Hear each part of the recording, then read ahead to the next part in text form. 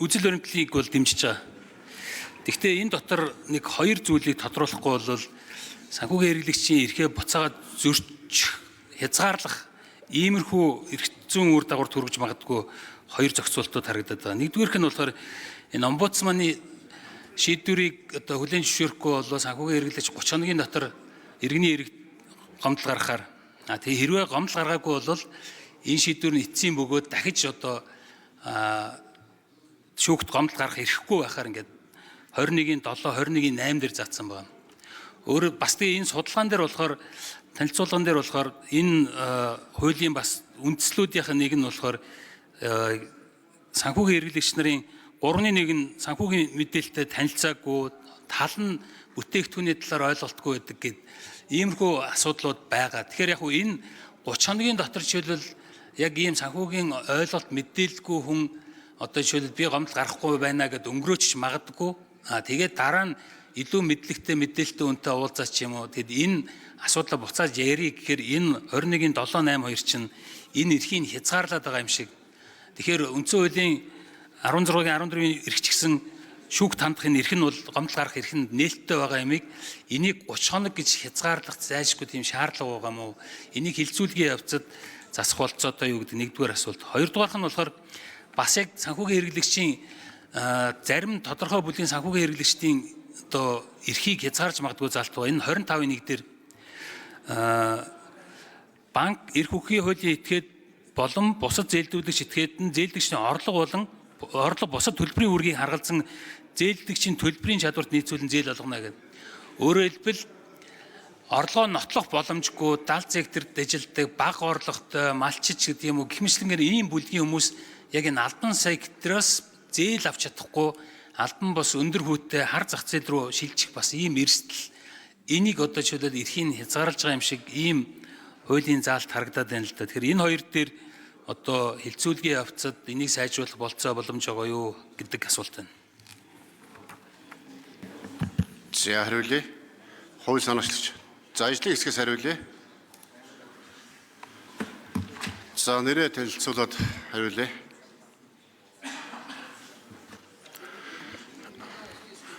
Бацаахан Монгол банкны ерөнхий эдийн засагч. За нэг төвшин гишүүний асуултанд хариулъя. За омбудсманы шийдвэр гараад 30 хоногийн дараа гомдол гарах гэж бол зохицуулагдсан байгаа. Гэхдээ ер нь бол эхлээд санхүүгийн хэрэглэгч маань эхлээд тухайн санхүүгийн үйлчлэгээ авсан байгууллагатай бол ихэж бол хандна.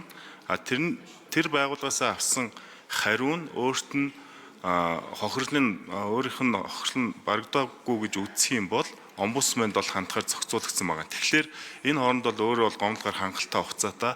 Харин омбудсманы шийдвэр гарсны дараа 30 хоногийн дараа дараагийн шатны шүүхэд хандах эрхийг нь бол нээж өгсөн байгаа. За энэ хугацаар хязгаарсан бол ерөнхийдөө бол шүүхийн шийдвэр гарсны дараа бол манад хэрэгжиж байгаа хуулиар бол 14 хоногийн дараа бол дав заалтах гомдол гаргах бол эрхтэй байдаг. За энэ хугацааг бол 2 дахин бол уртсгаж өгөөд 30 хоног болгосон байгаа.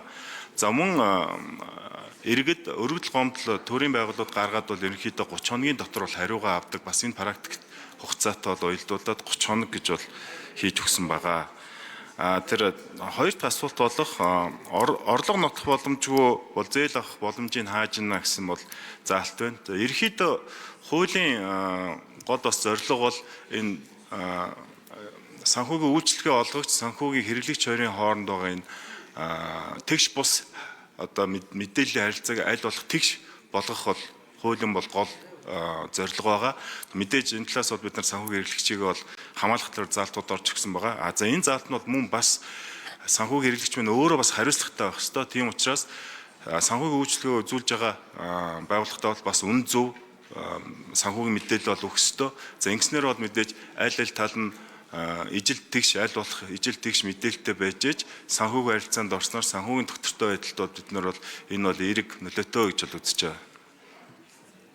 За их төвшин тодруулъя.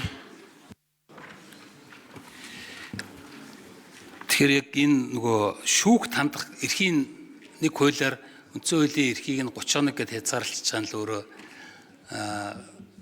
заавал ингэ хязгаарлах хэрэгтэй байгаа мүү гэдэг л асуулт байгаа. Гэхдээ саяын асуулт хариултаас үүднийх тодорхой аюу хариулт авч чадсангүй. Хоёр дахь асуудлын хувьд болохоор санхүүгийн хэрэглэгч хариуцлагатай байх ёстой гэж хэлж байна. Тэгэхээр энэ нөгөө хуулийн агуулга маань өөрөө одоо сахилга бат ч гэдэг юм уу мэдээлэл одоо жишээл мэдлэг энэ санхүүгийн байгууллагатай харьцаж чадахгүй одоо бас тодорхой хэмжээний бэрхшээлүүд ижил төвшөнд биш байгаа учраас л одоо энэ хуулийг одоо хамгаалах үүднээс гаргаж чад. Тэгэхээр энэ нэг тодорхой хэсгүүд нь одоо чи Монголд бол ажил хийдгүү мөртлөө амьдраад яваад байгаа хүмүүс байдаг шүү дээ. Тэгэхээр энэ хүмүүс бол жишээлбэл орлогоо нотолж чадахгүй учраас санхүүгийн байгууллагаас албан секторуудаас одоо жишээлбэл зээл санхүүжилт авах болцоог бол болох гэдэг юм л да. Энэ хуулийн залтаар бол орлогоо нотолж чадахгүй учраас тэгэхээр энэ буцаад өөрөө хар зах зээл рүү шилжих. За хариулъя. Дөрөвдүгээр микрофон ажлын хэсэг. Тасцаг гүшүүний асуултанд хариулъя. 30 хоног гэдэг хязгаарлаж байгаа нь бол яг бас нөгөө талаараа ер нь бол энэ санхүүгийн маргааныг аль болох богино хугацаанд маргаад богино хугацаанд шийдвэрлээд мухардах нь нөлөө өөрөө нийгмийн бол ач холбогдолтой. Яг гэвэл өөрөө нийгмийн зардлыг бууруулах бол тийм үнэтэй. Бид нар хугацааг нь урт тавихлаар энэ өөрөө маргаан маань өөрөө сунжирсан байдалтай шийдвэр нь гарч өгдөг. Нийгмийн зардлыг улам нэмэгдүүлээд байгаа ийм асуудал байгаа. Тийм учраас энэ бас олон улсын практик дээр бол ерөнхийдөө 30 хоногоор бол хязгаарсан байдаг. Тэгээ энэ олон улсын жишээг болон бас манай улсад ашиглагдж байгаа тэр өдрийн хязгаарлалтуудыг бол авч бид бүхэн бол тавьсан байгаа. За хоёр дахь асуулт болох тэр орлого нотох боломжгүй иргэдийн эрхийг хязгаарлаад байна гэдэг дээр бол мэдээж банкны санхүүгийн үйлчлэгээ үзүүлж байгаа байгууллага маань бас